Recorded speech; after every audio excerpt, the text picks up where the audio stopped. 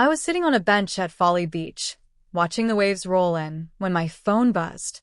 The message read, "Leave quietly. Your life is in danger. Ryan is not who you think he is." My heart dropped. Ryan, my grandson, my pride, my joy, was the one person I trusted most. What followed was a nightmare I never saw coming. But I didn't back down. I fought for my life, my legacy, and my sanity. And I want you to hear every word of it. My name is Margaret Brooks. Most folks call me Maggie.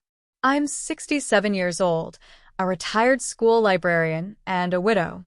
I live in Charleston, South Carolina, in the same cozy house my late husband, George, and I bought 40 years ago.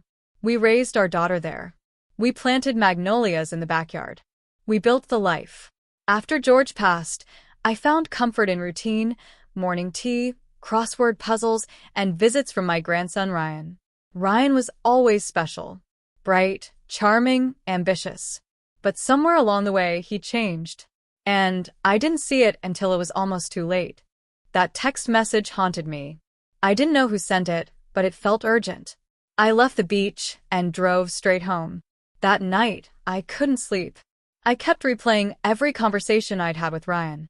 He'd been asking strange questions lately about my will, my savings, even my medications. The next morning, I got a call from a man named Jason Reed. He said he worked with Ryan at a real estate firm. He asked to meet in person. Said it was about my safety. I agreed, nervously. Jason was in his early 30s, serious and sincere. He told me Ryan was in deep trouble. He'd borrowed money from a dangerous man named Marcus Steele Delgado, a loan shark with a reputation for violence. Ryan had been forging documents to gain control of my estate, including my will. I felt like the ground beneath me had vanished. Jason showed me copies of altered documents. My signature was there, but it wasn't mine.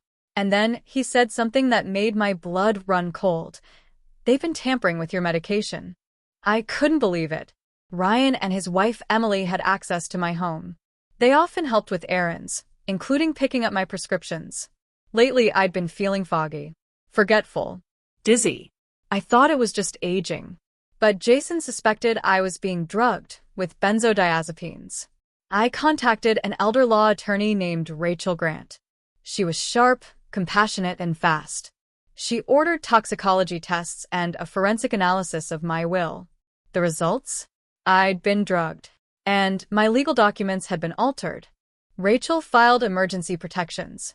We froze my accounts, changed my locks, but it wasn't enough. One night, someone broke into my home. They didn't take jewelry or electronics. They went straight for my hidden savings folder. I moved to a safe cabin outside the city. But Ryan found me. He showed up, angry and desperate.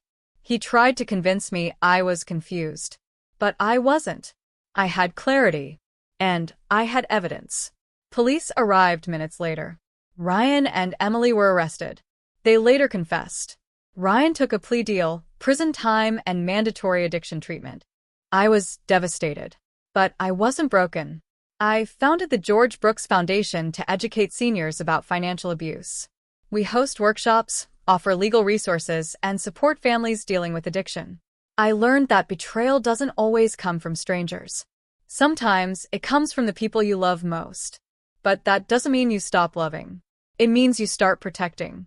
If you're watching this and you're a senior or you love one, please listen. Safeguard your legal and financial affairs. Not out of fear, but out of self-respect. Talk to a lawyer. Review your will. Keep your medications secure. And never ignore your instincts. I survived because someone warned me. Now I'm warning you. Don't wait until it's too late.